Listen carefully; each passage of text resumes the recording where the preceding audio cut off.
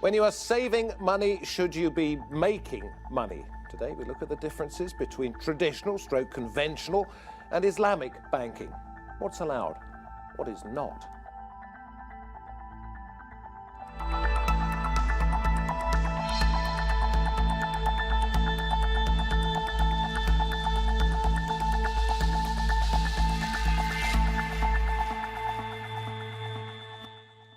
So how does one system differ from the other? Here's an example. What is the difference when a conventional bank lends you $100,000 for a house and makes $25,000 in interest? An Islamic bank says that's wrong, but could still end up the same $25,000 better off, and you still get the house. We're going to try to explain.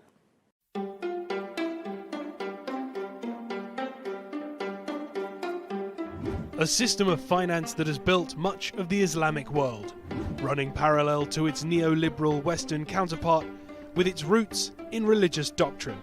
Islamic finance is said to be a more moral, stable approach to the business of money. But is it really so different from the alternatives? The popularity of Islamic finance is on the rise around the world. رأينا عبر السنوات خاصة في هذا المنتدى أن هناك اهتمام يتزايد بالقضايا المطروحة ومن أبرزها طبعا التمويل الإسلامي ولنا نركز أيضا أكثر على الاقتصاد الإسلامي بشكل أعم وليس فقط التمويل الإسلامي. Many people are enticed by the notion that its practices are more ethical and responsible. Financial agreements are issued in accordance with Sharia law, in a way that introduces shared risk between the investor and the borrower, without the collection of riba, or interest. And loans cannot finance businesses dealing in alcohol, pornography, or pork products.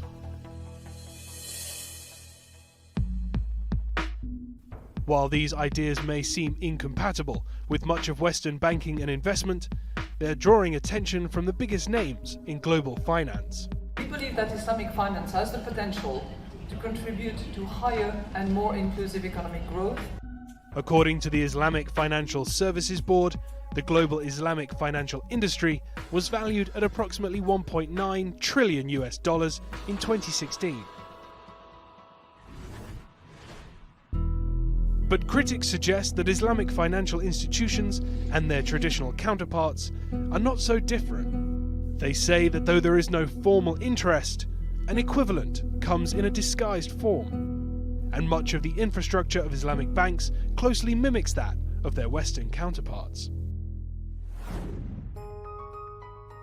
With traditional Western financial structures seen as increasingly turbulent, many around the globe are seeking workable alternatives to Western dominance, which could see Islamic finance carve out a larger portion of the global financial market.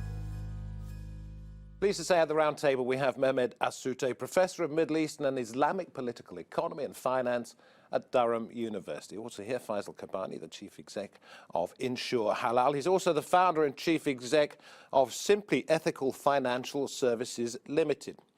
We have 𝗪𝗍𝗪, the author of Heaven's Bankers Inside the Hidden World of Islamic Finance, and Asim Khan, the Chief Exec of 𝗙𝗿h Islami and Islamic Finance Investment and Advisory. And between the four of you, I think you can answer all of the questions that I have. Let's go back to that point about the borrowing of money. 𝗪𝗍𝗪, let me put this to you. Okay, I go to my conventional bank, $25,000 interest, but I still get the house. They've lent me money and they're making money on it. I go to an Islamic bank, it says, well, I'll tell you what we'll do, because that's wrong. We will buy the house. Yeah, you'll have to buy it for $100,000 off us, but we all only get 75,000 back. Therefore, we make 25,000 in profit. Mm-hmm. That's okay, apparently. What's the difference?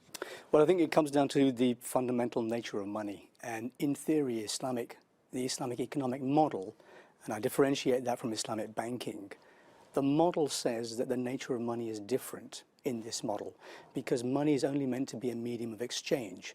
That means it measures the value of real goods and services in the economy rather than being an asset itself to be traded amongst people. So you can't make money out of money, hence you can't lend at interest.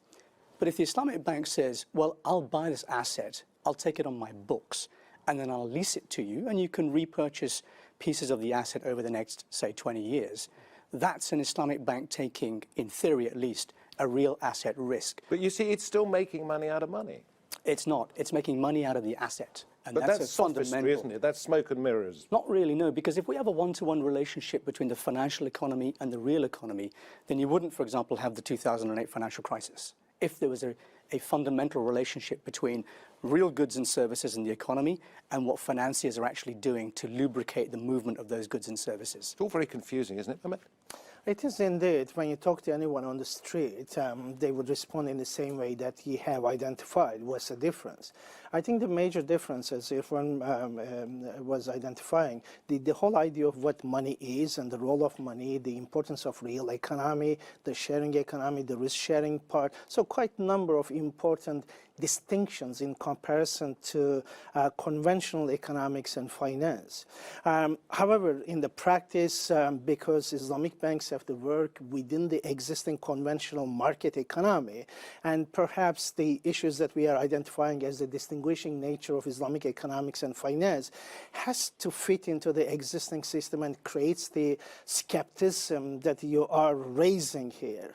Otherwise, within a particularly set up, a political economy based on Islamic economics, political economy, the relationship, who owns what is the meaning of labor, what is the meaning of capital, what is the meaning of finance, those questions have to be responded. However, currently, in the current systems, in the current hegemony, we have a partial solution, Islam, working within the market economy, and hence the skepticism that we are We'll raising. talk about the difficulties Yes. that raises, but please make your point, and then I have a question. Yeah, sure. I think, you were maybe drawing a parallel in terms of Islamic finance being maybe not for profit or a bank still making money. I think a clear thing we have to say at the outset is that the Islamic financial system or the Islamic banking industry is not full of people who are running not-for-profit organizations. They're full of commercial organizations. In fact, Islam is very pro-business, pro-enterprise.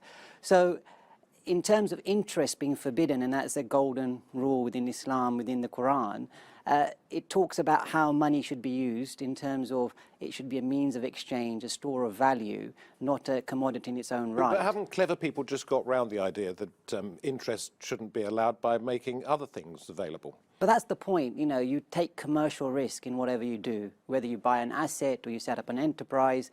In the example you've given, you basically are buying an asset, a house, and trading it at profit. The bank is acting as a financier in the middle and taking some asset and commercial risk in doing that. There are issues, undoubtedly, in terms of how much risk is it really taking in reality, etc. And there are many issues to talk about. I hear what you say. I'm still a little bit unsure. But Yeah, you two are sure. both involved in Islamic finance. I've read a suggestion that this is more about people cloaking themselves in a cultural, religious identity than actually getting any practical advice that adheres to their philosophy. David, thank you very much for inviting me. I think the confusion normally comes in that if you are able to achieve the same objective, either with a conventional instrument or an Islamic instrument, then you say, if I'm able to achieve the same thing, then it probably is the same thing. If you look at Islamic finance, what Islamic finance is trying to do is remove the loan plus interest element.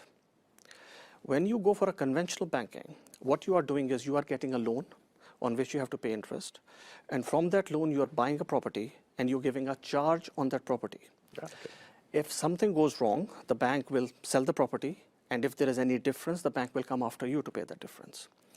In the Islamic banking model, if the bank owns the property, the bank gives you the property on rent, or you are buying it in pieces, as Haris was saying. So it takes the risk.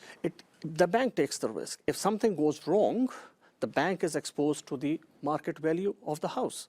But it's probably going to cost me more in the long term. I gave 25,000 as an example for both, but I think I'm right in saying that it probably costs a little bit more to do it the Islamic way. And when we look at the available products in a comparisons, perhaps Islamic financing options are not necessarily the best competitive products available in the market. But there are particular reasons, as I mentioned earlier as well, because the structure, the market system, the way it operates, unfortunately creates additional transaction costs for Islamic financial instruments to be operated in the market, and that may not necessarily enable Islamic finance to offer more competitive. But you feel better about yourself, perhaps? I don't have the same view. I think the reason why it costs more, particularly in the UK, is because Islamic banks are smaller and they're therefore deemed slightly riskier by their banking counterparties, and therefore their cost of funds are higher. So their products are more expensive. That isn't the fault of being Islamic, that's the fault of being small. If you look at Islamic banking in places like Malaysia or the Gulf, it's at least as competitive, if not more competitive, as far as the customer is concerned. So I don't think the transaction cost is actually a valid reason to say that Islamic banking is more expensive than conventional banking. But I go back to the point that even if it costs you a little bit more, you might feel better about yourself. That's also true, and you made the point about cloaking yourself in a religious identity. I don't think that's the problem. You did allude to earlier saying, isn't it the same thing? Well, actually, we do have some fundamental problems in the Islamic banking industry because there is a lot of, smoke and mirrors. There are a lot of products out there which, frankly, are very dubious, in my view, and probably a view shared by many people around this table.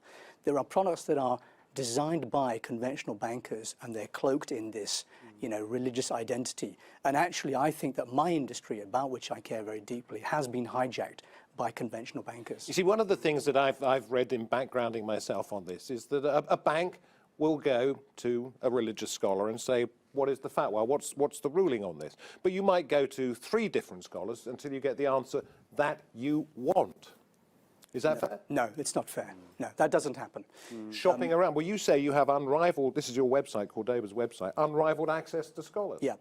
But presumably you're asking them questions. What actually is happening in the industry is that in certain markets, certain scholars are deemed to be known names, and therefore it is, if you have a religious certification or a fatwa against a product, more people are likely to accept that product if they know that name who certified it.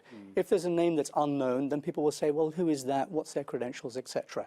So actually, there's very little disagreement amongst the scholars on the fundamental issues. But what about this? I'm sorry. Yeah, no, sure, no. Can I come? Either one of you could answer this one. A scholar will say something, yeah, and the bank will ignore it. That happens, doesn't it? I think quite large examples of whether we call it Sharia repositioning, whether the Sharia or fatwa shopping, but there are certain practices which have been identified in academic research as well. We have seen... As being forbidden? No, it's not a necessary forbidding, but as a practice. What we have, quite a number of research identifying that either Sharia scholars have to fulfill the expected objectives of the banks in other words, say what the bank wants. Yep, in order to be able to remain in their position, because there are quite a number of other scholars available out there. So in addition, but we have to perhaps go one step back. We have to identify that there are different schools of thoughts.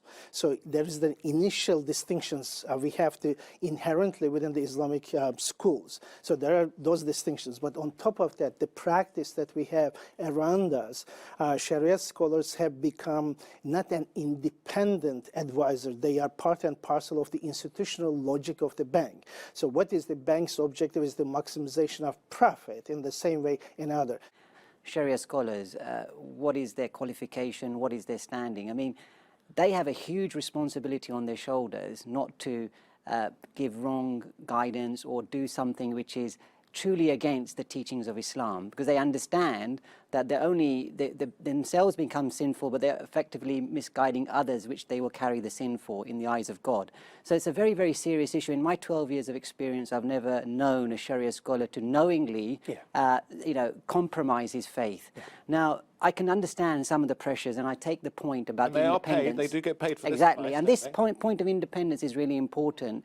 That Sharia scholars are well paid often with the banks, and therefore are they slightly, sort of pressurized or compromised? You don't think they're ever saying what the bank but I think there's solutions to this. I mean, around the world, in Malaysia, you have a central Sharia supervisory board, basically through the bank Negara, the central bank. every product has to be approved through that central supervisory board. Similarly, other jurisdictions are doing the same. So there are solutions coming into the market to make sure that... that doesn't happen here, does it? I haven't seen, similar to Faisal's experience, I haven't seen scholars in essence agreeing all the time with the banks. Let me basically first talk about, as Islamic finance has been around for more than 45 years now, the regulatory requirements, the Sharia requirements are in the process of being built up. Okay. The powers are being now given to the Sharia scholars to make the final say whether the bank or the institution they are advising should execute that transaction or not. So in Middle East, the general practice is for Islamic banks that they have to take pre-approval from the Sharia board if they are executing a private equity transaction or a real estate transaction. That may not be the case in other jurisdictions. So in other jurisdictions, the scholars may be coming to know about those transactions, which has already happened, and sitting on the books in 3 to 6 months. So they are helping the bank resolve a situation. May I just step in? I mean, I fully agree with the process, but when we look at, for instance, the simple example, which we all agree, I guess, the whole idea of the organized tawarruk is a short-term liquidity for corporate sector. The International Fiqh Academy, which is very respected, is a subsidiary of OIC, has stated quite some years ago that organized tawarruk is not lawful, is haram. And International Fiqh Academy is an academy that every one of us in the Muslim world have quite respect. But each Islamic bank in the Muslim world, without any shunning away, they do practice organized tawarruk. And that tells us the tension that we have. And recent data shows that in Malaysia, in the last 4 years, the organized tawarruk has increased by 107%. So that tells us that who is the authority. So because banks forces that, look, this is my objectives, I have to achieve, and therefore, guys, you know, you are Sharia scholars, but you have to facilitate, despite the fact that a central body stated that, no, this is not acceptable. So whether it is in the Gulf or any other countries in Southeast Asia, organized tawarruk has become a norm. So norm has been regenerated, unfortunately. Well, can I put something to all of you here? John Foster, no relation to me, former editor of Islamic Business and Finance Sector, wrote this: "It has become a hodgepodge of incoherent, incomplete, impractical and irrelevant ideas." It is a complete muddle, isn't it? Look, I think at the end of the day, Islam basically lays down certain principles that Muslims should follow when it comes to their finance and their business. This issue is not going to go away. No. You know, there's been a lot of criticism of the industry. There's been a lot of people pouring cold water over it. But the reality is we have to work to provide real solutions which are authentic according to the Islamic principles. And we have to provide those solutions to 28 or 24% Okay, but if it's not the way that John Foster describes it, how is it changing? No, I think he has a point in terms of where the industry is today and what it's put out there in terms of products and services. But the reality is that you can basically structure Sharia-compliant, authentic products, and you can do this in a proper way. And I think there's a vast body of people out there trying to do that. And I think that's... David, but they don't have the power. Yeah. They don't have the power. No. Yeah. The conventional banks have the power. And that's why I think the industry is where it is. It's failed to achieve its economic ideal because it's run by the people who have no ideological affinity with that ideal. And that's why we are where we are, and that's why John Foster saying. Why in your book, your book title, did you call it Hidden Islamic Finance? Yeah. I think there's a lot of obfuscation that goes on in this industry. And I think a lot of bankers and lawyers are sweeping important issues under the carpet. And they're not sharing those issues with the scholars. So I see scholars being blamed a lot in the public domain. Without getting too complicated, tell us what. I'll give you a good example. There is a Kuwaiti investment firm called the Investment Dar, TID, who took I think it was a $10 million principal investment from Blum Bank, a Lebanese bank. And TID experienced some credit difficulties. They couldn't pay it back. Blum took them to court. They were English law contracts, so it went to the English courts. And the English judge said, well, I'm not here to judge on Sharia. TID used the argument, this deal wasn't Sharia compliant, and we are a Sharia compliant firm. Therefore, we will not honor our obligation contractually to pay this back, which of course is a legal ruse, because they do have a moral obligation to pay it back. Now, luckily for Blum Bank, the independent Sharia board of TID, the people who were saying we're not going to pay this back, said, wait a minute, this is Sharia compliant. you will pay the money back to Blom Bank, and you will never use Sharia as a defense in a court of law again without consulting us. I think that's an excellent example of scholars acting in an independent capacity, even though they're paid by that institution. Let me ask you what you think is being done to improve not only the mechanics of Islamic banking, but the image, because we've heard, and that's the point of this program, isn't it, to throw up problems and see if they can be solved. We've heard some negative views on what it is. What's being done to solve the practical side and the moral side? David, first we need to differentiate between where we want to be as an industry and where we are. Okay. So when we talk about where we want to be, we are looking at all the ideal principles which have been set out in the Sharia, in the Quran, which we want to apply. Where we are at the moment, of course, we are quite far from there. And all these teething issues which are coming up, they are not abnormal. When you are developing something, when you are trying to do new things, these type of things do come up. We should not be taking it negatively. We should be taking it positively. We should be taking all the critiques. We need to understand what the problems people are facing and how to basically work around it, how to fix those problems. For example, when you look at the contributions of both optimists and pessimists, yes, optimists made airplane and the pessimists made parachute. Right? Both are basically a positive contribution. So the problem we are in, and I will just want to comment on what basically Professor Mehmet was saying, is that when we talk about the 𝗪𝗏 or the murabaha, I take it as a separate issue as compared to doing a non-compliant transaction and realizing later on that it's being compliant. So I'm talking about with regards to the Sharia board, that more powers need to be given to the Sharia scholars with regards to the view or what the bank is doing and their timely participation as part of the transaction, basically as Basil Harris was saying, so they know upfront the full information before they approve anything. Now, when it comes to basically the 𝗪𝗏 or the murabaha, we know that has been a problem. We are looking to, as an industry, looking to develop alternate products. Sharia scholars are approving as an exception because at this point in time, currently they don't have any alternate option. I think if I may step down, I think one of the ways of correcting what we have as a practice, unfortunately, the way Islamic finance is practiced is based on entirely on the form. It has been squeezed into certain forms, and fiqh, the Islamic law, is one of those forms. But unfortunately, the way fiqh has been developed and practiced in recent years, it misses the moral aspects of the question, and those moral aspects are the issues that we are relating, whether Islamic finance is fulfilling everyday people's dream, for instance, overcoming the skepticism that you have raised. And therefore, that moral has to be part of the equation again. We have to bring that back into the process. We've got to wrap this up in the next few minutes, but I'd just like to ask this. I asked two practicing Muslims in our office what they thought of it, and they were both unconvinced at the moment. But it's not just open to Muslims. Sure. I could do it. Absolutely. So good morning, Mr. Bank Manager. I'm David Foster. Yes. Why should I want to open an account at your Islamic bank? Okay, because Islamic finance and the principles underpinning it are really about the real economy, about creating real wealth and real prosperity for people. And it's not about dressing something up, but in terms of making money upon money or an artificial transaction. So what I wanted to really say to you was that in terms of what we're doing on the ground level, and many people are doing, we're saying, look, forget the big institutions and the big banks, if they participate or they don't. Let's do something practical on the ground. So I'll give you two examples. I'm part of an organization, we've launched a fund, which is all about the life science sector and the biotech sector, promoting positive social impact through equity investment into these ventures. If some of these ventures take off and they get the money, they're going to do real good for the human race. So that's a real... So better that than subprime mortgages. Absolutely, absolutely, or artificial transactions.